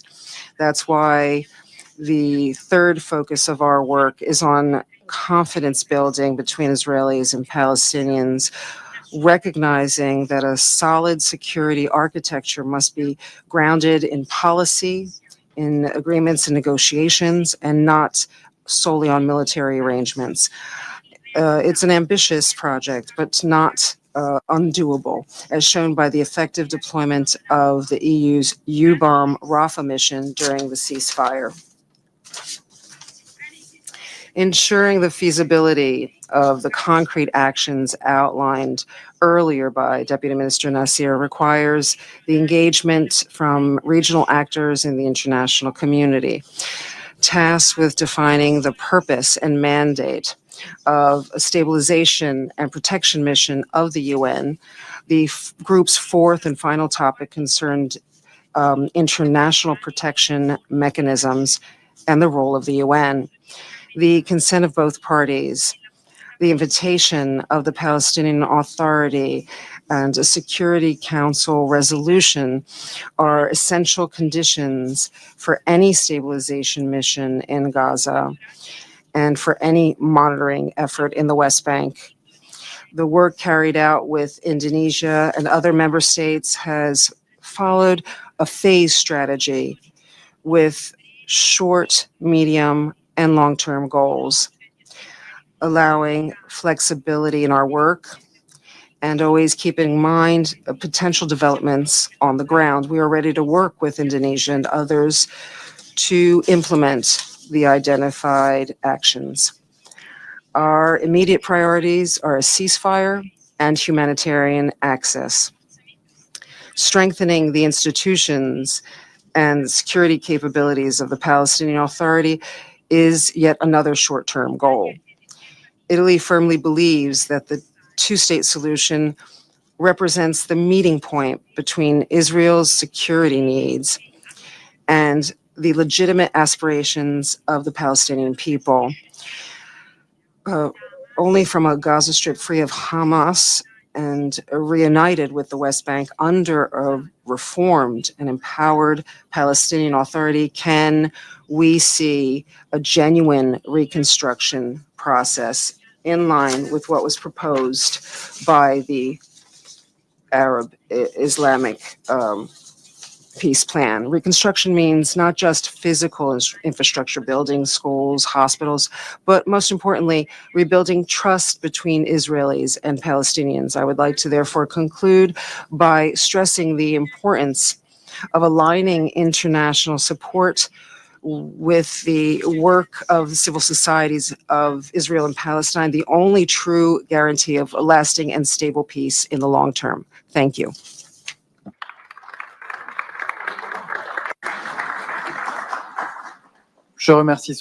I thank Her Excellency Maria Tripodi for her statement. We've now heard from the co-chairs scheduled to speak under Roundtable 2. It's now my honor to invite our guest speaker for Roundtable 2, His Excellency Juan Manuel Santos Calderon, former President of Colombia, 2016 Nobel Peace Prize laureate, and Chair of the Elders, to deliver the keynote address on delivering peace, political resolution, shared security, and economic prosperity.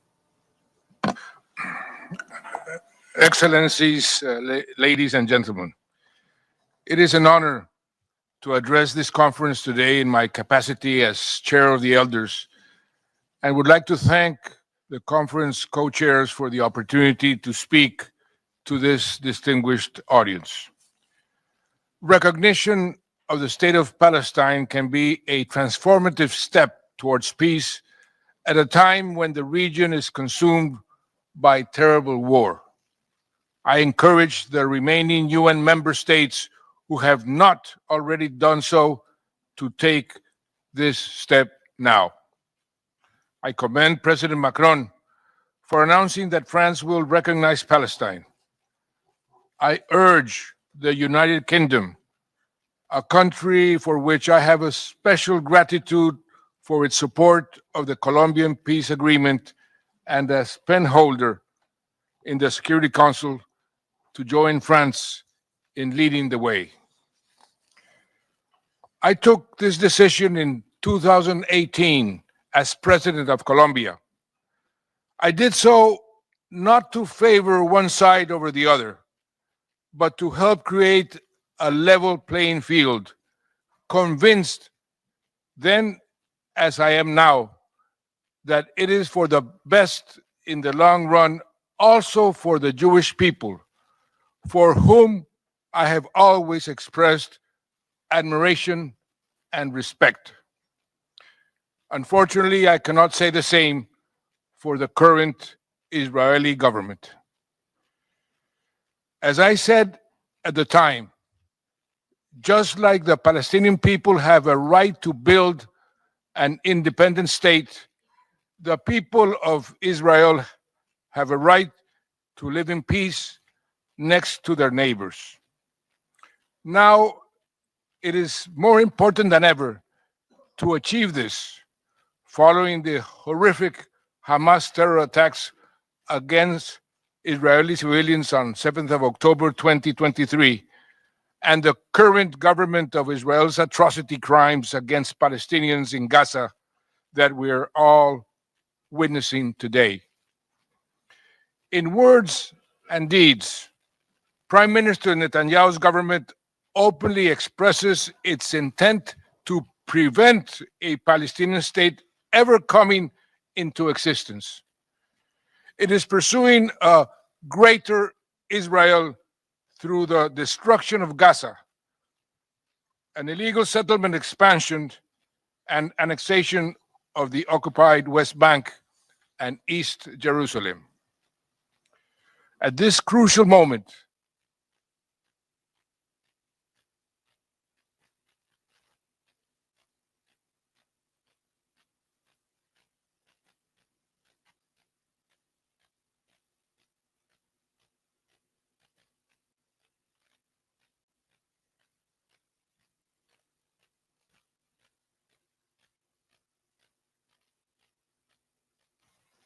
recognition of the state of Palestine by even more countries would send a clear signal to the Israeli people that this expansionist agenda will never be accepted by the international community, and it does not serve their true interest.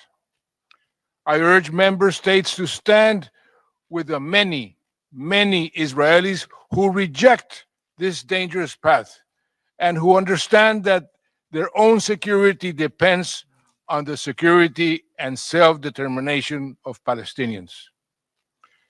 Some will always make the argument that the time is not yet right. At this critical juncture, the case for recognition has never been more pressing. The time is now. Recognizing Palestine along pre-1967 lines can be a catalytic act towards the vision of two states with a shared future, if there is sustained political commitment to follow through on its implementation. This is about the core principles of justice and self-determination. Recognition should not be linked to negotiations between the conflict parties. Israel does not have the right to veto Palestinian self-determination or statehood. Nor should recognition be linked to governance reform or the form that a sovereign unified Palestinian state will take. These are separate issues from statehood itself. The question of when and how Hamas should disarm or be disarmed is, with no doubt, critical.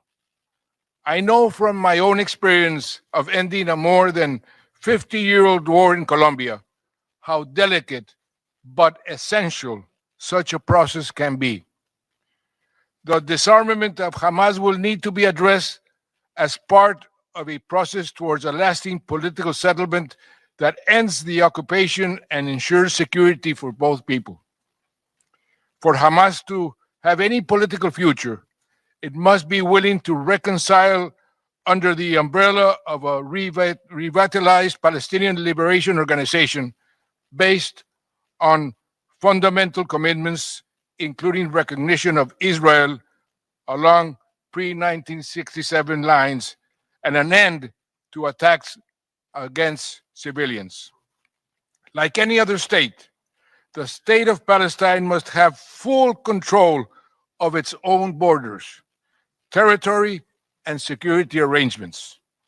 A two-state solution will not be viable or sustainable if Palestinians are offered a reduced form of statehood that falls short of full sovereignty. For too long, the security of the occupying power, Israel, has been prioritized over the security of Palestinians. This is obvious from the continuous flow of arms to Israel, while the civilian population of Gaza suffers endless bombardments and a siege that has led to an imminent man-made famine. Distinguished co-chairs and distinguished delegates, I know from my country's own experience of conflict with the FARC and other armed groups that it can seem easier to wage war than to make peace. But such intractable conflicts can never be resolved by military means alone. Today, I urge you all to take a firmer stand against military aggression in Gaza and the West Bank, but also in the wider region.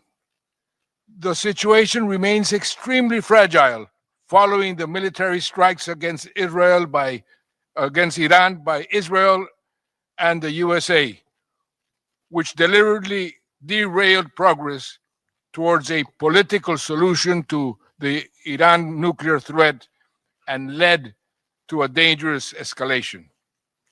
It is vital to preserve space for political dialogues on this issue.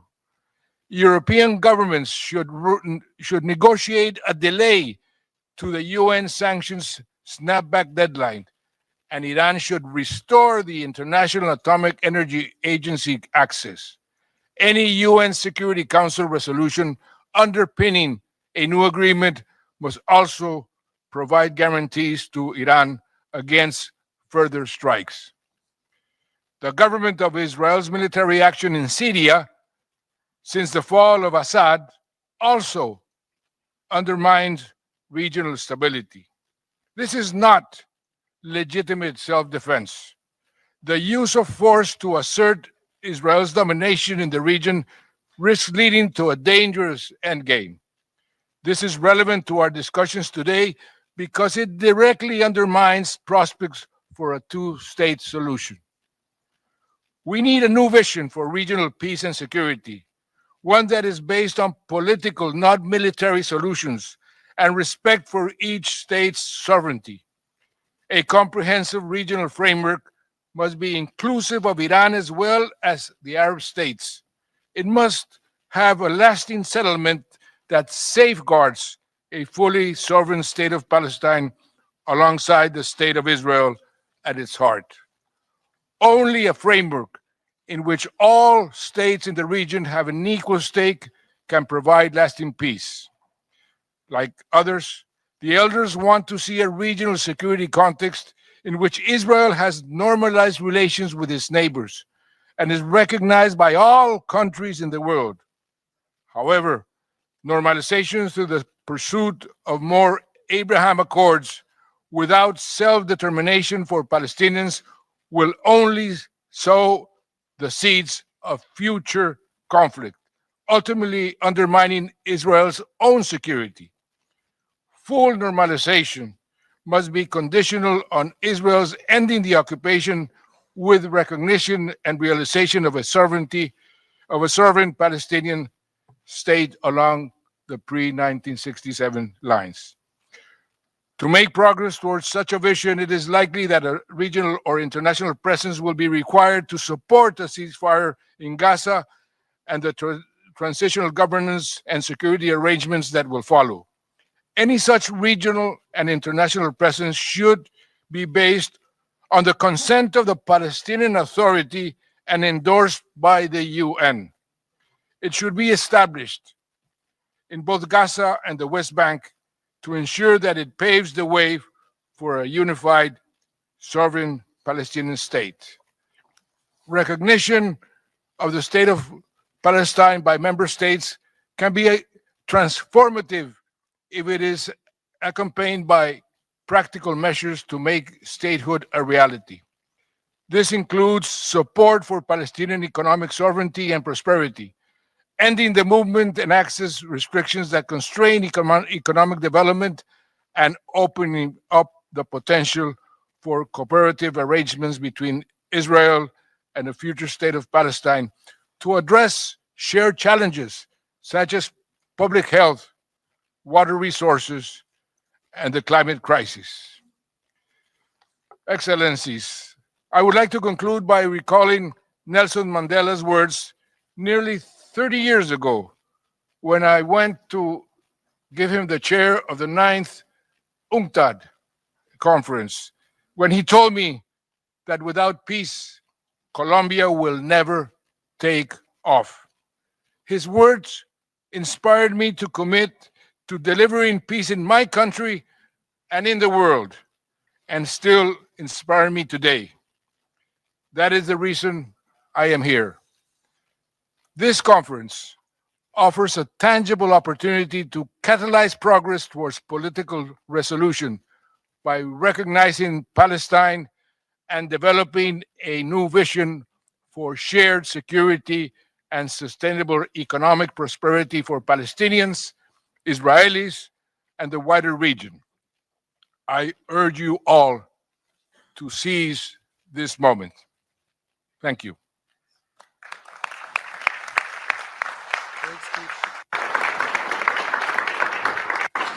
Je remercie son... I thank His Excellency Juan Manuel Santos Calderon.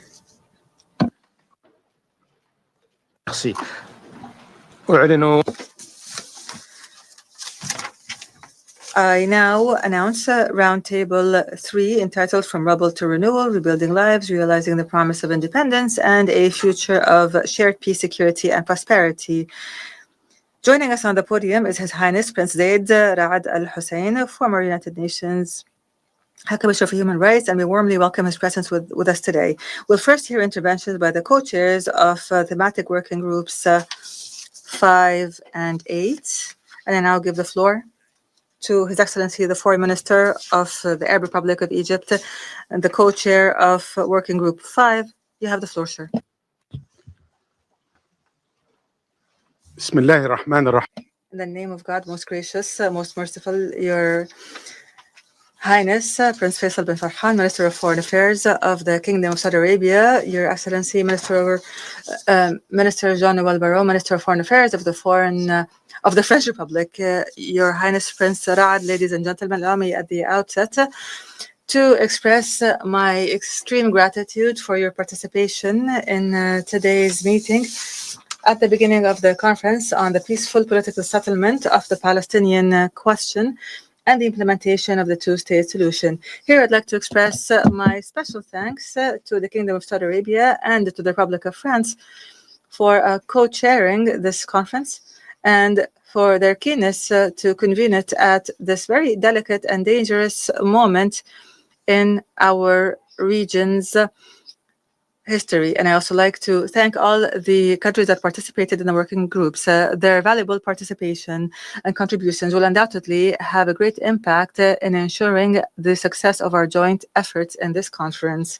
Distinguished guests, the importance of our meeting today is not simply limited to expressing our interest in a just and comprehensive peaceful settlement of the central issue in the Middle East, namely the question of Palestine. Rather, our meeting today gains importance from our success in reaching the broadest possible international consensus on the practical steps needed to establish a Palestinian state on the 4 June 1967 lines, with East Jerusalem as its capital, a state living in peace and security side by side with Israel.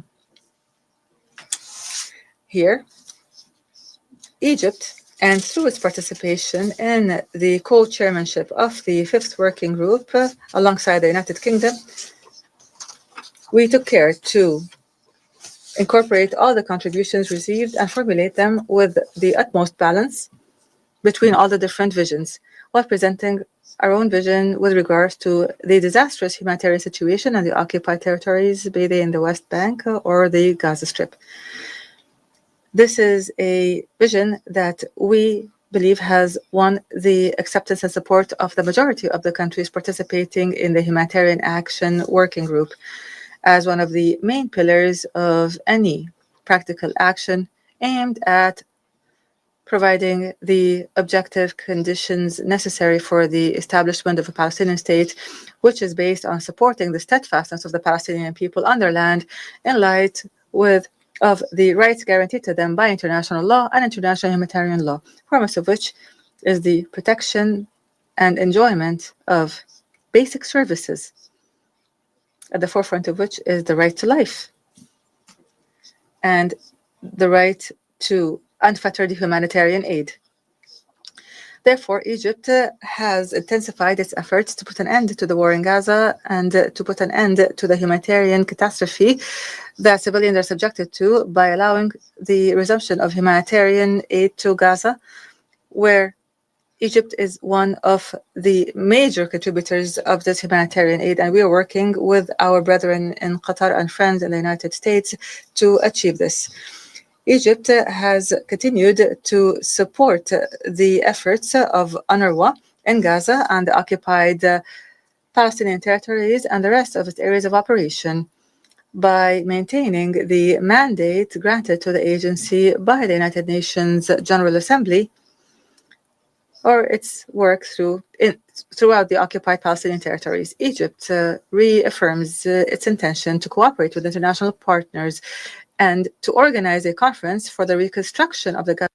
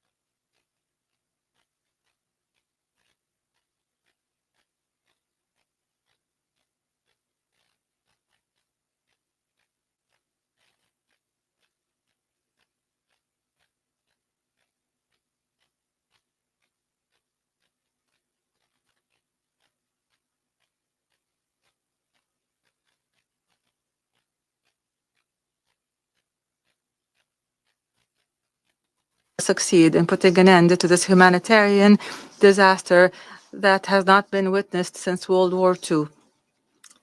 The starvation and the systemic killing, the use of hunger as a weapon of war, of collective punishment, and a blatant violation of international law and international humanitarian law. I thank you.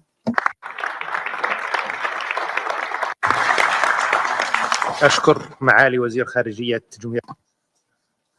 I thank Egypt for their remarks. I give the floor now to the Vice Minister for the Middle East and North Africa of the United Kingdom. Thank you, Your Highness. The United Kingdom was honoured to co-chair the working group on humanitarian action and reconstruction with our esteemed friends in Egypt. We're grateful to all those who contributed.